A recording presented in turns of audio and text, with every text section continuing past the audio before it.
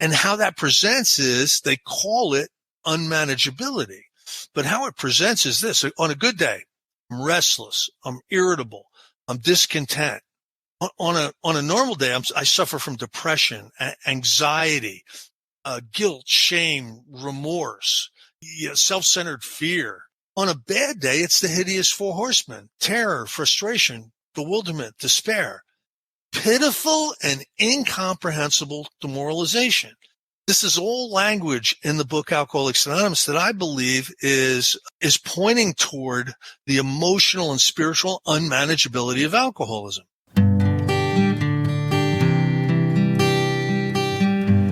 Well, hello, friends of Bill W. and other friends. You have landed on Sober Speak. My name is John M. I am an alcoholic, and we are glad you are all here, especially newcomers. Newcomers, that is, both to recovery as a whole and newcomers to this podcast. Sober Speak is a podcast about recovery centered around the 12 steps of Alcoholics Anonymous. My job here on Sober Speak is simple. My job is to provide a platform to the amazing stories of recovery all around us. Consider Sober Speak, if you will, your meeting between meetings. Please remember, we do not speak for AA or any 12-step community. We represent only ourselves. We are here to share our experience, strength, and hope with those who wish to come along for the ride. Take what you want and leave the rest at the curb for the trash man to pick up. Wop, bop, a loo bop, a lop, bomb, bomb. Tutti frutti, oh, Rudy. That was the voice of my friend Mr. Chris S. on this here episode number, what episode number are we on? Excuse me. Let me look. It is episode number 294. Greetings from Studio AA deep in the heart of Texas, and you are going to hear so much more from Mr. Chris S. in un momento, but first things first, this here episode is being brought to you by Kathy and Anonymous and Kelly and Joe and Audrey and Mary Lynn and Laura. What, you may ask? Did Kathy and Anonymous and Kelly and Joe and Ed and Audrey and Mary Lynn and Laura do? Well, they went to our website, www.soberspeak.com. They clicked on the little yellow donate tab and they made a contribution. So thank you so much, Kathy and Anonymous and Kelly. You know, when I say anonymous, that's not really their name. It's the person who donated anonymously.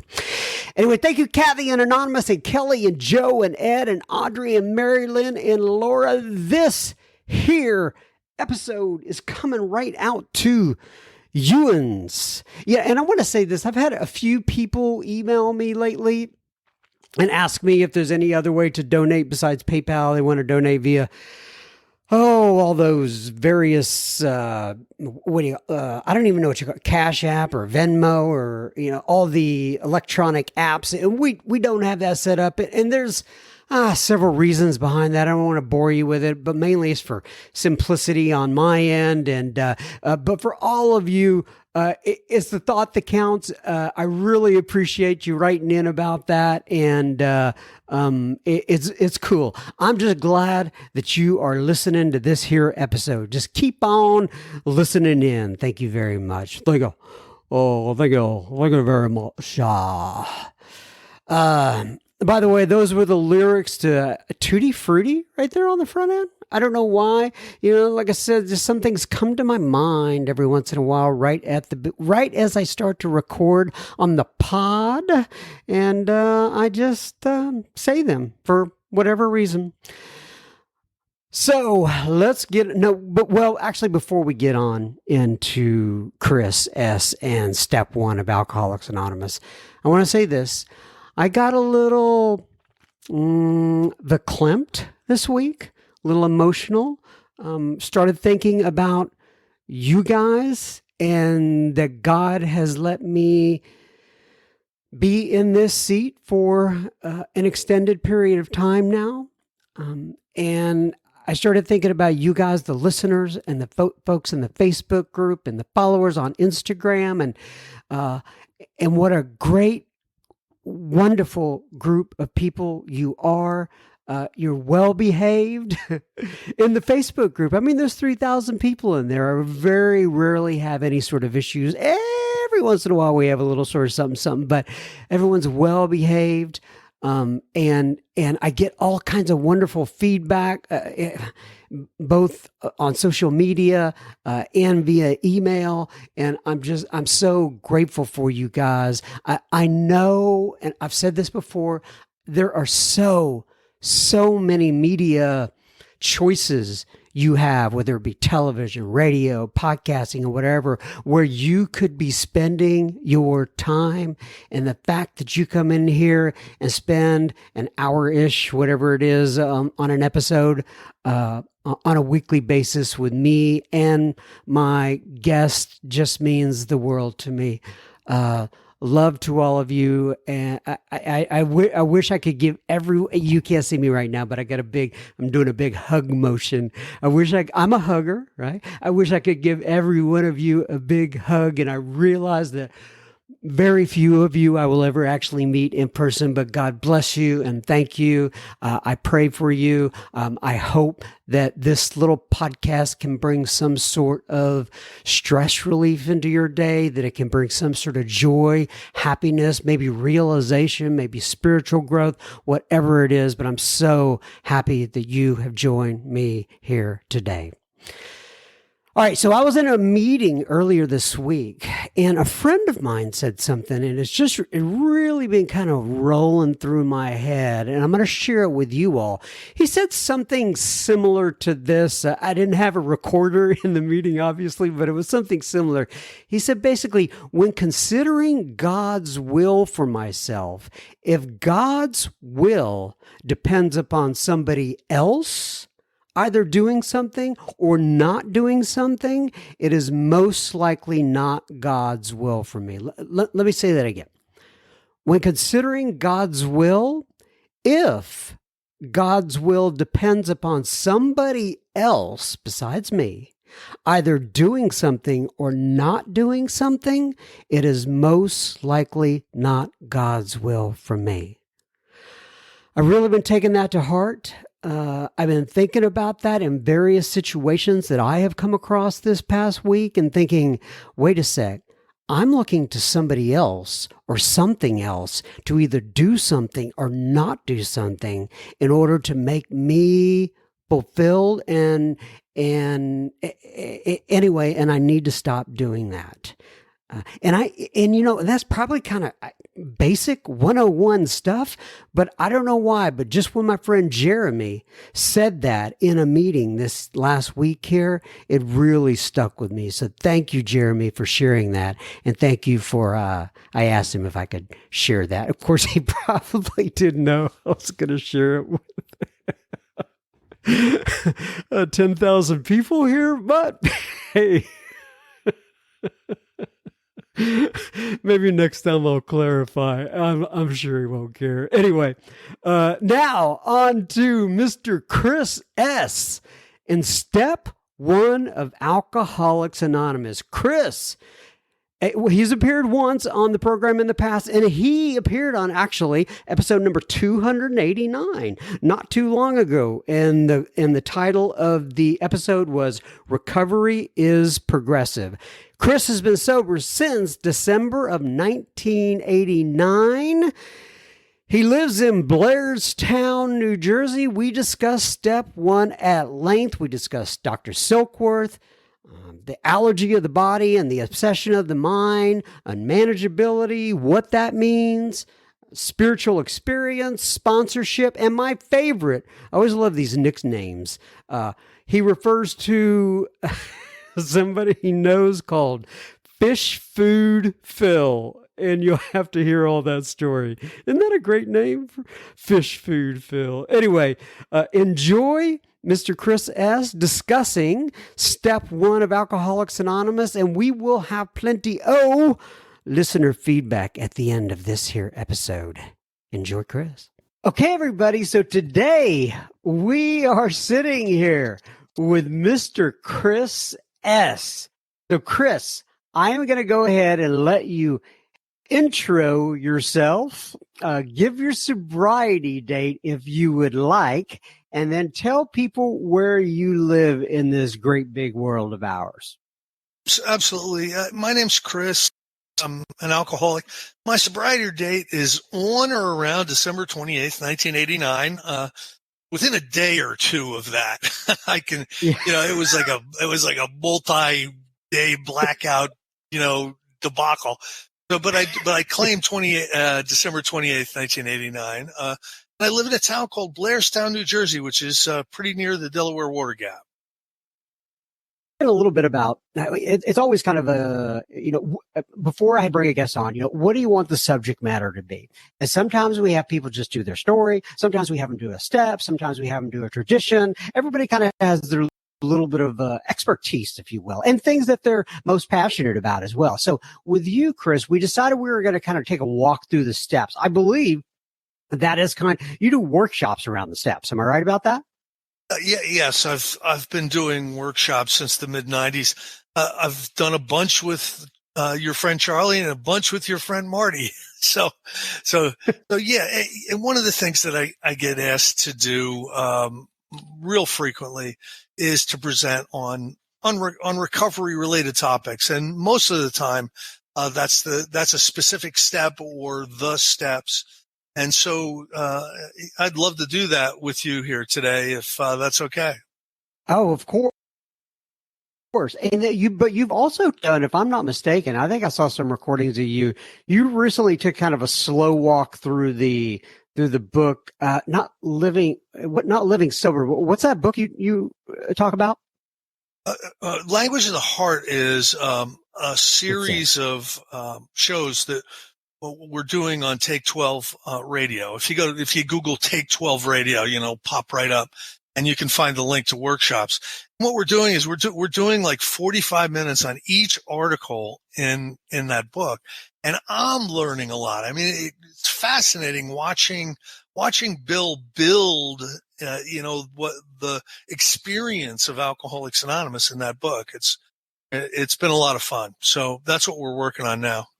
So Language of the Heart, I know I read it when I first got sober, and we're going to get into the steps here in just a second, but kind of give me a thumbnail sketch of what Language of the Heart is about. So as Alcoholics Anonymous is growing and developing, the Grapevine magazine starts like in the early 40s, and Bill is a frequent contributor to the Grapevine magazine. It's Alcoholics Anonymous's meeting in print, right? And so he has articles on specific topics.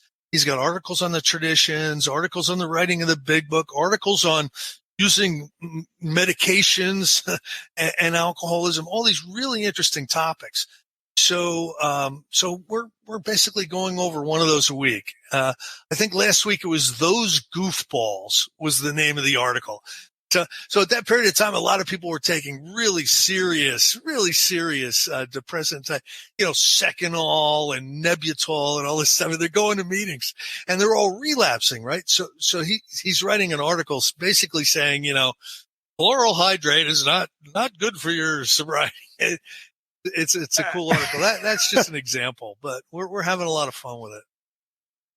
That's great. It is interesting how the same sort of the same issues kind of repeat themselves over and over and over. And, the things that Bill wrote about back in the 40s and 50s are, still challenges today, whether you have bleeding deacons or elder statesmen and all of that. So that's cool. No one had a better perspective of the alcoholic and the alcoholic personality, alcoholism, the illness, and the solution and recovery from alcoholism than Bill. He was prophetic. He saw problems before we were going to have them. and put together traditions and concepts and warned people about it forever before you and I ever had problems with them. There's material out there that's guiding that would be helpful for us if we would pay attention. Obviously, step one, we admitted we were powerless over alcohol, that our lives and that our lives have become unmanageable. Excuse me. What comes to mind when you first hear that step? All right. So there was an evolution that happened for me coming to terms with this step. So it had gotten to the point in my drinking where I recognized that I either separate from alcohol or I die. It had gotten to that point, and that happens with many of us, right? So I don't know anything really about alcoholism. When someone said there's an alcoholic, what came to my mind was somebody that, was a bum, was homeless. That's really what came to mind. And so I didn't have a real accurate grasp of alcoholism, but I knew I needed to separate from alcohol, and people were recommending that, I pay attention to this thing called Alcoholics Anonymous, how they are. So my evolution of step one was basically, I have got to stop drinking.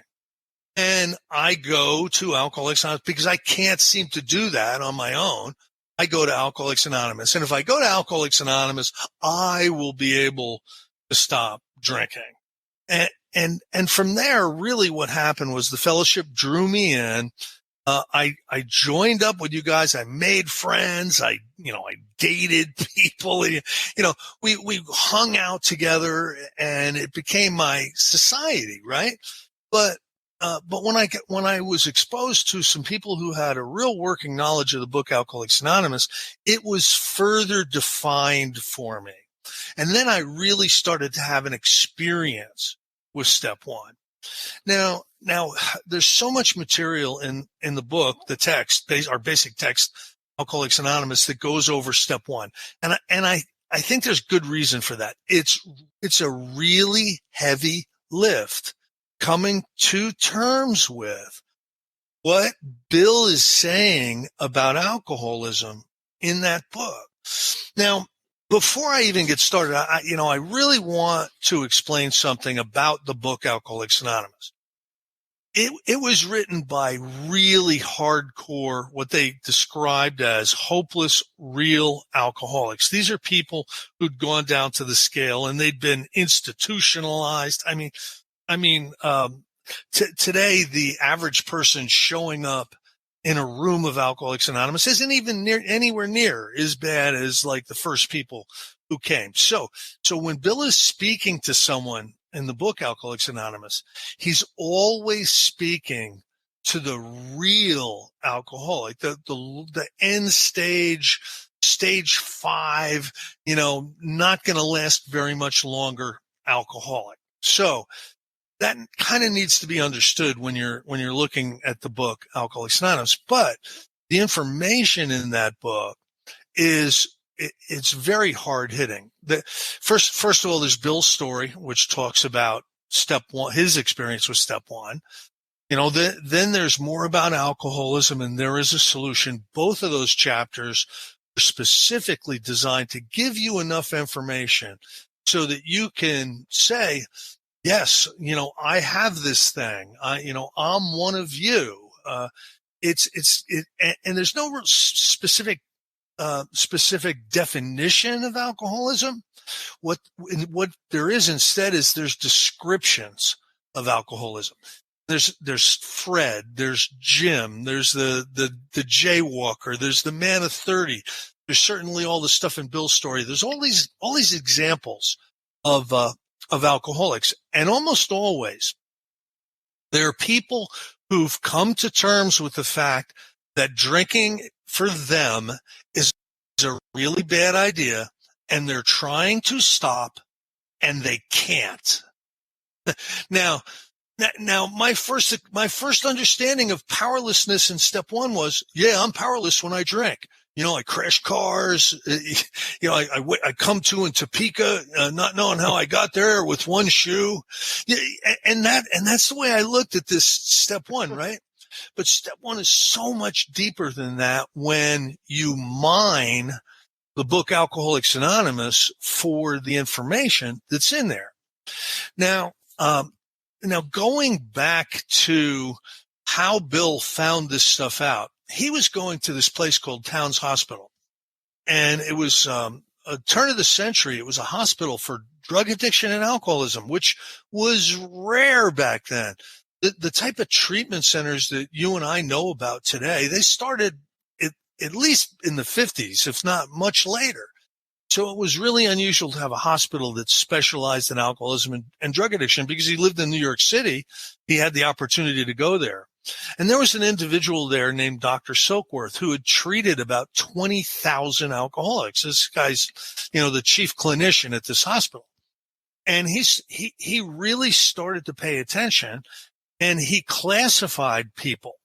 He classified the alcoholic. He knew that maybe he could help someone like this, but oh no, this person is hopeless, right? So Bill got a lot of information from Dr. Silkworth, and Dr. Silkworth kind of defined what alcoholism was. And it's basically broken down like this: an obsession of the mind coupled with an allergy of the body. And I'll explain that as best I can. Okay. So the allergy of the body is when alcohol is put into an alcoholic's body, it throws them into a craving. And Dr. Silkworth called this an allergy because it's an unusual reaction to a food or beverage. It's an unusual reaction to alcohol. Not everybody has this phenomenon of craving. Aunt Fanny doesn't close the bar when she has a glass of wine at Thanksgiving. You know what I mean? That's right. But you start me drinking at Thanksgiving and all bets are off. So when alcohol is in my body, I have a craving for more alcohol. And what that looks like on me is like this. The first drink asks for the second drink. The second drink insists on the third drink. The third drink demands the fourth drink. And I want the 35th drink more than I wanted the 34th drink. So the more alcohol in my body, the more my whole experience is craving more alcohol. Body, mind, and spirit wants more alcohol. So that's one characteristic of alcoholism. And that wouldn't be so bad if it wasn't for the second characteristic. The second characteristic is this. Once alcoholism has developed to a certain point and goes across a specific line, they call it crossing the line into full-blown alcoholism. The alcoholic can't stop drinking. Doesn't matter how much they want to stop. Doesn't matter what the consequences are going to be. You're going to go back to jail. Okay, I hope I get a good cell. You're not going to be able to stop drinking. And what that looked like on me was this. Would come to in the morning, wearing the clothes I had passed out the night before, just shattered, alcohol poisons, right? And I got to get up and I got to go to work. So, the whole time I'm throwing water on my face and I'm staggering out to my car, you got to go to work. And the whole time I'm swearing to God that this is the day. Today is the day I'm going to quit drinking. I'm going to quit drinking, right? And what would happen was before quitting time, I had reversed that decision. I thought I had reversed that decision, and I drove straight to the liquor store to start the whole cycle over again. Now, here's what they say about something like that in the book Alcoholics Anonymous. It's a sane and sound decision for an alcoholic, knowing what they know about what alcohol does to them and the risks involved. It's a very sane decision to say, I'm done. It makes all kinds of sense, right? To change your mind later in the day is insane. So what they describe that as in the book Alcoholics Anonymous is they describe it as a mental obsession. They say there are strange mental blank spots before we put alcohol back in our body, subtle forms of insanity. We're without defense against the first drink. And the picture they start to paint in the book Alcoholics Anonymous is we do not have the power on our own at certain times to stay away from alcohol. Alcohol is going to go back in our body. If we're alcoholic, we do not contain what it would take to be able to stop drinking within us. And that's really a heavy lift. I mean, it says in the step book, who among us wishes to admit complete defeat? Glass in hand, we've warped our minds to such a state that only an act of divine providence can restore us to some kind of sanity. So it's an incredible heavy lift. I've worked with 1 million people over the years, and to get them to that point is really, really hard because they keep saying, yeah, I know what you're saying, but, yeah, thank you for the information, but I got this. What the information that you've just shared with me is really helpful. Thank you for that. But, I'm not going to need all this stuff, but the fact of the matter is that's the insanity that is part of alcoholism. You know what I mean? Like, I know that I've told you I'm going to quit drinking 733 times before and drank, right? I know that, but there's something different about this time. This time I'm telling you I'm not drinking. And this time, I know in my heart, this time I mean it. And later in the day, I'm drunk. What is that? That's a plain insanity. And when you're caught up in with that, you've got two problems. One of them is when you're drinking and one of them is when you're not drinking. If it wasn't for that, you might have some kind of a handle on this. And to be the type of person to completely admit that I'm not even going to be there is back in my body. I'm going to be suffering from an insanity episode called the obsession. To admit that is really a heavy lift, but that's what the book Alcoholics Anonymous is telling us we suffer from. And without some type of help, we are doomed. We're going to die, and it's not really great news. But even along with that, that's bad enough news, right? But there's a dash that our lives have become unmanageable, right? What does that mean? When I first showed up, when I'm drinking, things can get unmanageable, I crash cars, I get slapped by women, all kinds of stuff. Oh, it's just unmanageable. My boss yells at me. It's all unmanageable. Yeah. That's not really what they're talking about. That's drunk stuff. And, a lot of people that drink a lot who are non-alcoholic do drunk stuff.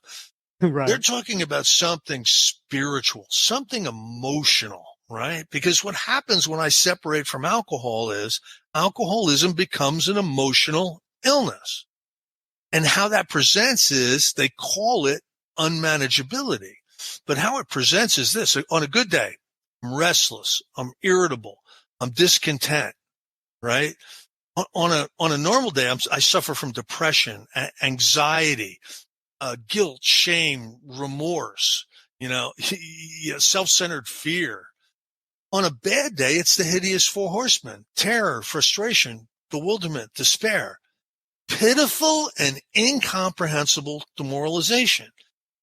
This is all language in the book Alcoholics Anonymous that I believe is pointing toward the emotional and spiritual unmanageability of alcoholism. So I've got a mind that will drag me back to alcohol every single time. I've got a body that can't tolerate it, that forces me to drink myself into unconsciousness. And my life sucks. There's no quality in my life, right? Because I'm trapped in the emotional bondage of Chris. And that's step one. It's Custer's last stand. and there's more Indians coming. You know what I mean? I do, yeah. So that unmanageability, I think that is one that a lot of people struggle with, and just kind of thinking of like, especially with people like it talks about. I think in the 12 and 12, people came in with 2 cars in the garage, and not as high, not as low of a bottom as a lot of people had in the past. So how do you? And you mentioned it earlier, working with guys and. It's hard to get them from point A to point B. So my question was going to be, how do you get them from point A to point B? But I guess it's just what we do here, where we keep sharing experience, strength, and hope. Have any comments on that? I do. I believe very, very much when someone asks me personally for help to qualify them. All right. Now, and this isn't meant in any negative or derogatory way, but what you do is you share your experience with trying to quit, share your experience with trying to manage and control, and let them share their experience. And if they are alcoholic, they're gonna recognize that you might be the first person to be explaining something that they've been experiencing. And that's gonna come out, so it's the 12-step call of right, is basically what it is. You tell someone about your alcoholism and you make a comfortable space for them to tell you about theirs. And if you're able to do that well, you're able to let them know that you were never able to stop drinking before you experienced the things that Alcoholics Anonymous offered. You tried therapy, you tried medication, you tried primal scream therapy, you did everything you possibly could, and you kept drinking. However, you found something in Alcoholics Anonymous that worked, and you have not had a drink since, back when. And that's what I would share. When you go out and you do your workshops, and you explain all about step 1, and guys or women come up to you afterwards and they're talking to you, what are some of the most common questions that you receive, or the most common comments that you receive from them? Sometimes people who have not gone down the scale that far, who would be considered using the book Alcoholics Anonymous as a defining tool. And there's many other defining tools out there. I use the book Alcoholics Anonymous as the text for my understanding of alcoholism. But every once in a while, someone will come up to me who doesn't understand what I'm talking about with the craving, doesn't understand what I'm talking about with the obsession of the mind. And usually those are people who have gotten to Alcoholics Anonymous before a full-blown case of alcoholism. Yeah. And they'll have some questions. I want to tell you really quickly about a story. I've done a lot of work with the VA hospital. There's a VA hospital in my area. I started working with this one guy, and I started to explain step 1 kind of the way, I was doing here. And all of a sudden he broke down crying. Now they found this guy in a foxhole. He'd gotten so bad that he'd gone out in the woods and he dug a foxhole, and they found him there, and they dragged him off to the VA, and I ended up with him. He was in really bad shape. But I started to explain step 1. He started crying, and I'm like, what are you crying for? And he goes, no one's ever explained this to me before. I just thought I was a scumbag. I thought that, you know what I mean? Like, this is an illness. No one ever explained this to me before. So there are going to be people who respond to this message of obsession and allergy. And there are people who aren't, I tend to, fortunately, unfortunately, I tend to get the people who've kind of understand what I'm talking about. I get alcoholics. When you think about Bill's story, and everything that is in Bill's story, and is there anything from a Bill story that stands out to you? Things like, liquor ceased to be a luxury; it became a necessity. Is there anything from his story that really kind of resonated with you? Almost all of it. Listen, I wasn't in World War I. I wasn't a stockbroker. I didn't live in New York City. But when he talks about his alcohol experience, he talks about, I had arrived the first time he experienced intoxication. Right? That happened to me. All of a sudden, I felt like, who has been hiding this stuff? All of a sudden, I'm larger than life. All of a sudden, all the fear is gone. Sudden I have courage galore. All of a sudden I'm the funniest person in the room. All of a sudden I can ask the girls to dance.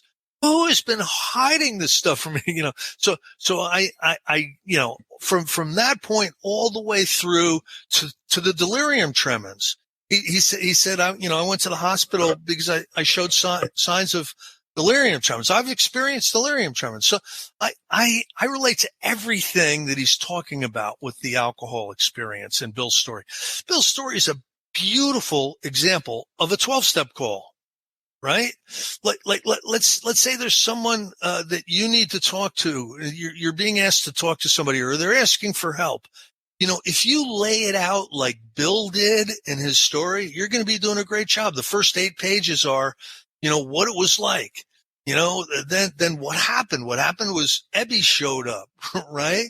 And Ebby took him basically through the steps on his hospital bed in Towns Hospital. And, what it's like today is like the last 5 pages, just how amazing his life has become.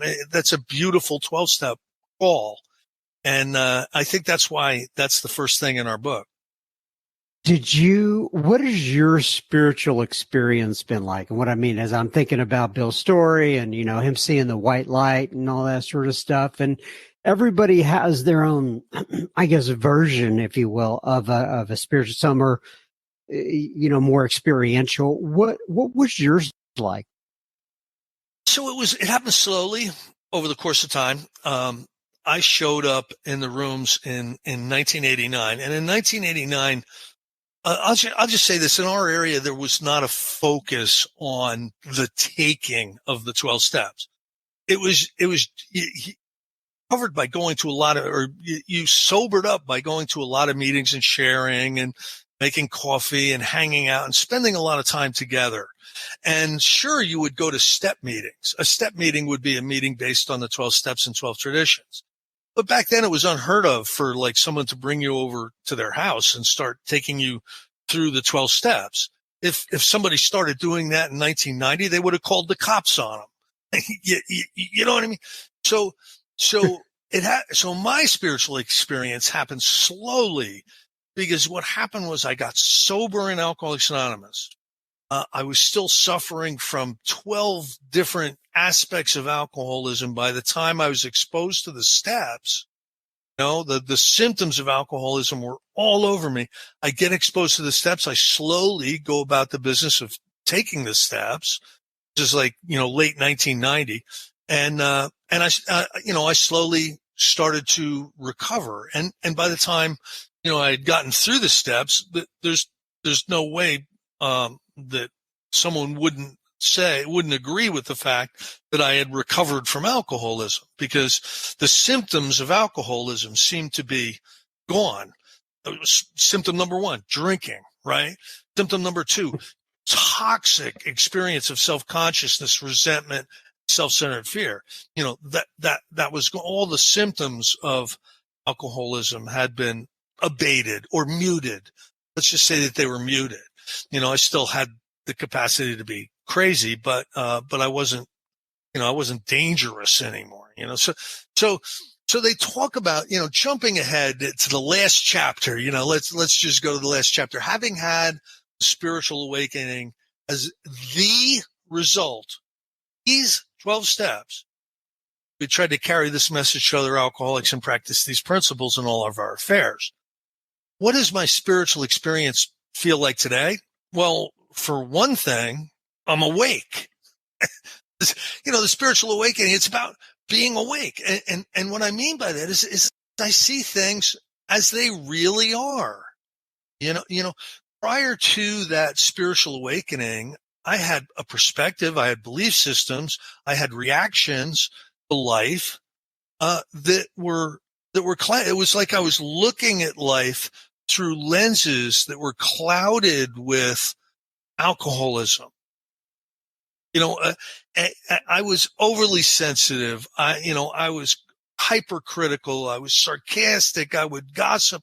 I could give you 700,000 things that I was doing, which, really are incorrect. The misperception to try to live like that. And so today my spiritual experience is I feel whole. I believe so much that the alcoholic is someone who has a spiritual vacancy, and we're looking for some kind of comfort to fill that vacancy. We'll do it with alcohol. We'll do it with cocaine. We'll do it with opiates. We'll do it with gambling. We'll do it with sex. We'll do it with food. But we gotta find something to put in here so that we feel good. And the spiritual experience is the thing that fits that hole perfectly. That's what's supposed to go in there. You know what I mean? And so recovery is really just getting healthy, emotionally and spiritually and physically. I'm wondering, who are the people in the program that have had the biggest influence on you throughout these 33 years getting sober? And do you come from a tree? And is there somebody in particular that you kind of, I don't want to say worship or idolize, but just that you really listen to? There have been a number of people that I've been incredibly inspired by. Now, my first exposure to big book recovery was somebody gave me a set of Joe and Charlie tapes. Like, hey, I'm 6 months sober. Hey, I didn't like these guys, but something tells me you should listen to them. That like, whoa, I've been doing this wrong.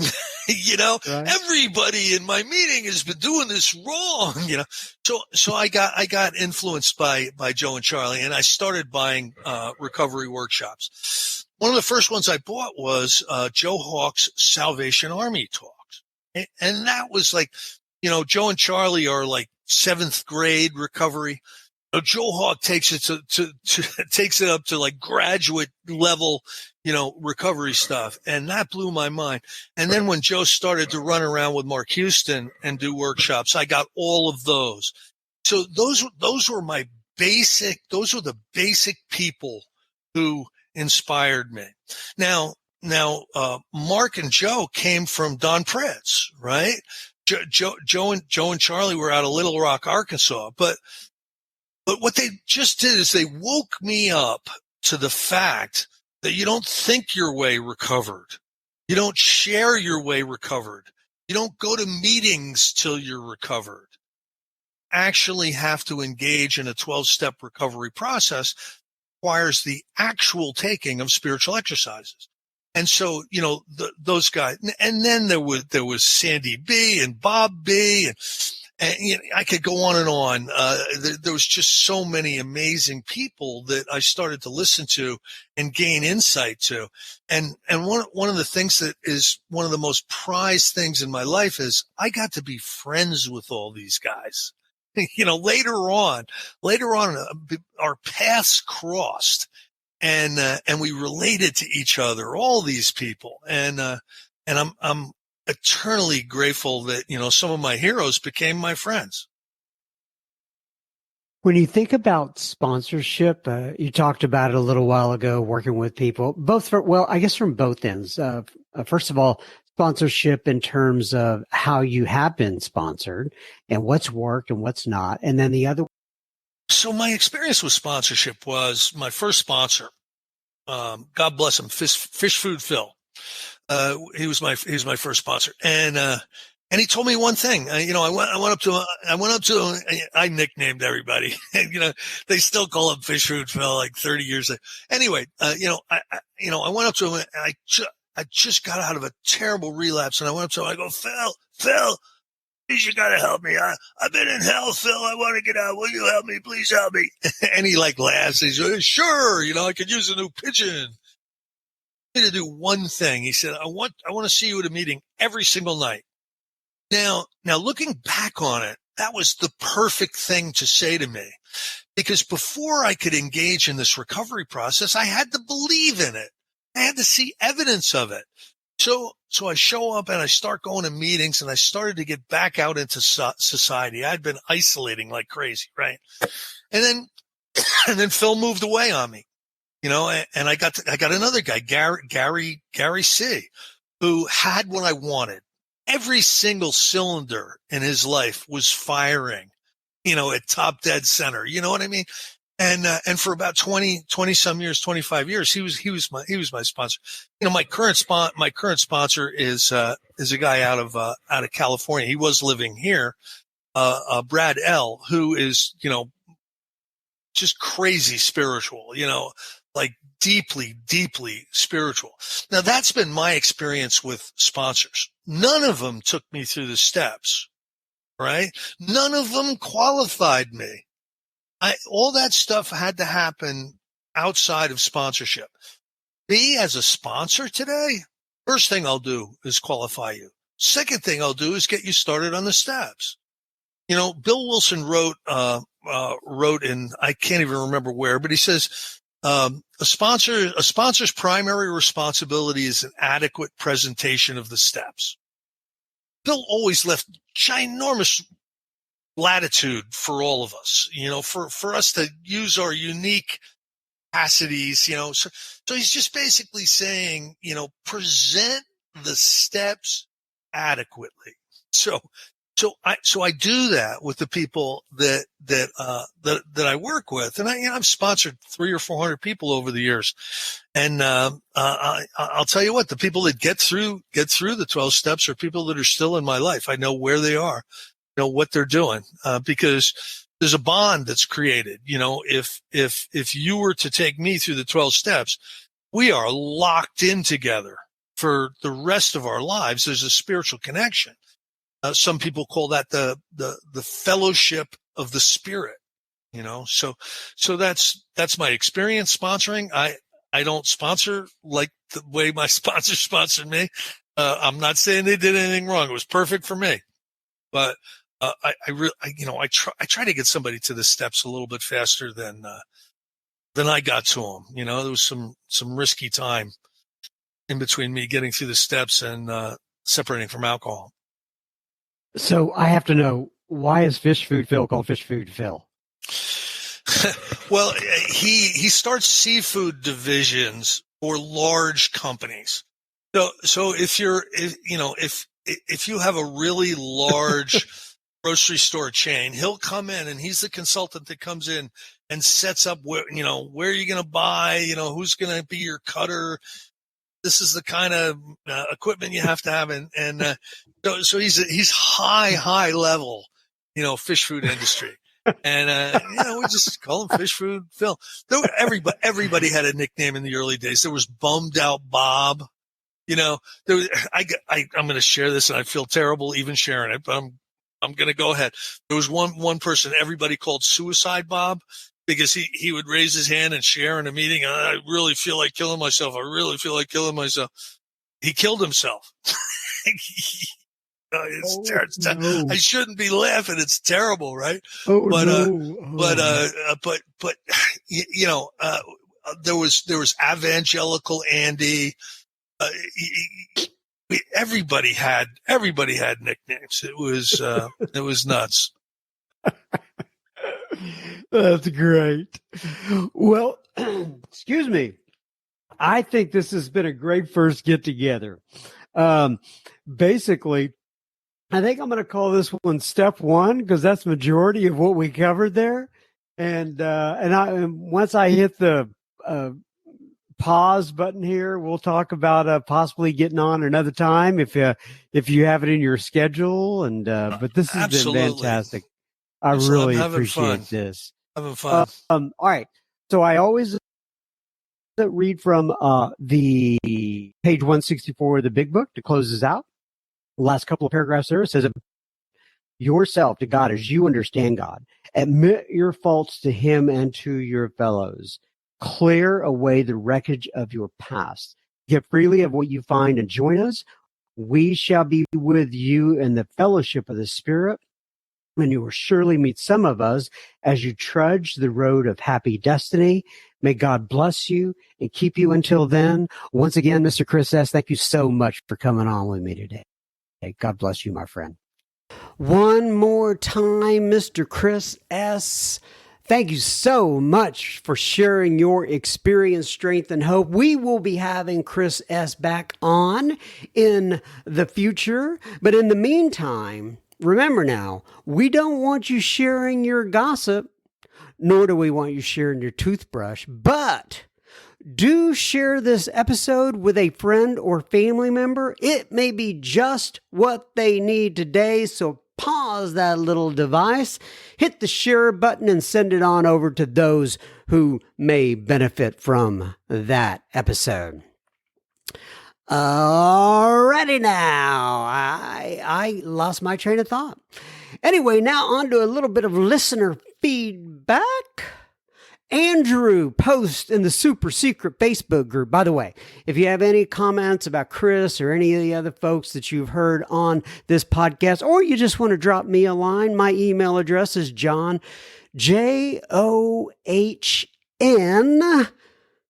at soberspeak.com.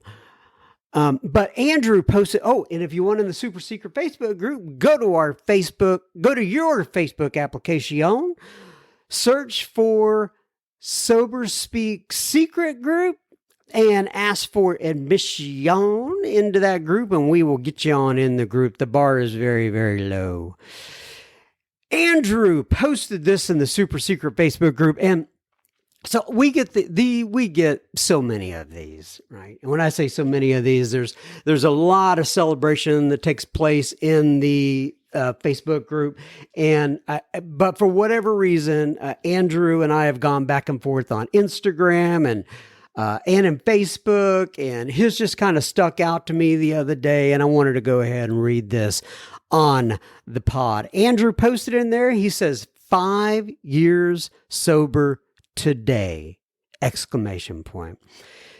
He says, this podcast has played a huge part in my recovery since 2020. It really has been my meeting between meetings.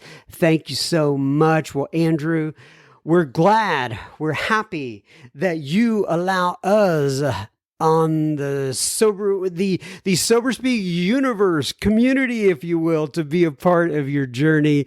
And congratulations, my friend, on 5 years. That's absolutely fantastic. Joe writes in, and Joe says, hi, John. My name is Joe. I'll just put the last initial, G. I live in Thomasville, North Carolina, not far from Winston-Salem and Greensboro. Now, that's not the same Winston-Salem where they have the witches and stuff, right? I think that's up in Massachusetts. But anyway, he says, my sobriety date is January 14th of 2004. I've been listening to Sober Speak for about a year and a half now. I am a high school English teacher, and I drive about 45 minutes each way to and from work. During that time, I have listened to over 100 episodes of Sober Speak. Oh, that's really cool. So Sober Speak kind of gets you in the mood to teach the kids, give them some good lessons and stuff like that. I have no idea what I'm talking about now, but thank you, Joe. He says, at first, I didn't know what to make of Sober Speak because I had been listening to different podcasts that featured basically, quote, speaker tapes, just alcoholics telling their stories from a podium, no interviews. Once I got used to the format of Sober Speak, though, I came to like it, and I prefer it. A big part of that had to do with your style of interviewing. Well, that's very nice, including your respect for and sense of humor with your guest. In time, I also came to realize that there were several recurring guests whose name came up repeatedly in listener feedback. David G., Gary K., Bill C. I made it a point to go back and listen to all of the episodes you recorded with those guests, one person at a time. So, for instance, I listened to all of the David G. episodes, then all of the Gary K. episodes, and so on. That's really cool. He says, finally, I liked the show so much, I decided I would go all the way back to the beginning and start with episode 1. I also listen to each new episode as it comes out. At this point, I have reached episode 100. Oh, by the way, I happen to know episode 100 is David G. Because I was looking up something earlier today, but I'm glad you got to that. And he says, and it has been an awesome journey hearing how you developed your format and your style. Yeah, that's right. I've had people comment on this before when I first started using particular words or phrases or whatever. And it would just kind of stick. And then there were listeners, for example, there was a guy named Dave actually, who was a listener back in the beginning, and he wrote in an email and he said something about a super secret Facebook, because I had been saying secret Facebook group, and he put the word super on the front of it. And I said, I kind of like that. Another thing that I have tried many times and I never really stuck was coming up with another, and all the listeners were so good, and I've just not mentioned it again because I don't want people to write in and I don't use their ideas, but I was always trying to come up with a something for listener feedback besides saying listener feedback, right? Like Sober Speak sounds or something like that. In fact, I think that was one of the suggestions, but anyway, it's kind of, thank you for mentioning that. He says, more than anything else though, Sober Speak has helped to revitalize my sobriety, my connection with AA, and my appreciation for the 12 steps. That, Joe, is really, really cool. As a single father of an autistic son and a full-time teacher, I generally make about one meeting a week, but I listen to hours of Sober Speak in between meetings. Oh, you made my day, my friend. With that in mind, I wanted to write you as I have been meaning to do so for a while now, and thank you for your service and your dedication. It feels kind of odd to be talking with you after having listened to you through so many episodes. In any case, I appreciate your taking the time to read my message. Oh man, my honor. God bless you and all your guests who joined to share their stories. You definitely have been a blessing to my recovery. Well, Joe, you've been a blessing to my recovery as well. God bless you, my friend. Thank you so much for writing that. God bless you, your son, your family, and continued success in your teaching career as well. Benita writes in and she says, hi, John. Thank you for accepting me into the Facebook group. Well, the pleasure and honor is all mine, Benita. It really is. My SD is 10/31/2000. Oh, I'm assuming that's sobriety date, not South Dakota. My sobriety date is 10/31/2014, and I found the group by accident. Hey, it's a God coincidence there.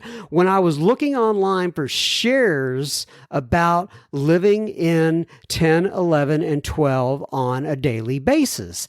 I live on the Gulf Coast in Venice, Florida. It's kind of tough because what I would say, except almost anyone I hear in the rooms, is that honestly shares from the heart, and that alcohol owned them is telling my story. I don't think I ever really had fun with it. I drank to find oblivion. I just didn't feel anything. God gave me a chance, and I walked out thinking AA was a religious cult thanks to an overzealous sponsor who used the program to preach her religion. what did I know? It took me another 15 years dry drunk to get back in, and that was because God sent me an Ebby, she's talking about like an Ebby Thatcher, who brought me back despite my resistance. I have been blessed with an incredible gift, and this time I'm not letting go. I will share it, give it away to keep it, but not give it up for anything in big capital letters. So having to get to my morning meeting, I got to end this, but I hope to spend more time on the Sober Speak website. Thank you, and God bless. And Benita, thank you so much, Benita. I think those little hearts and flowers and stuff like that on the emojis. Thank you so much. And I hope that morning meeting went well for you. Okay, everybody, that is uno más episode of Sober Speak in the can. Keep coming back. It works if you work it. May God bless you and keep you until then. I take this one semana at a time, and I hope to be back next semana. Enjoy your week. Love you guys. Bye.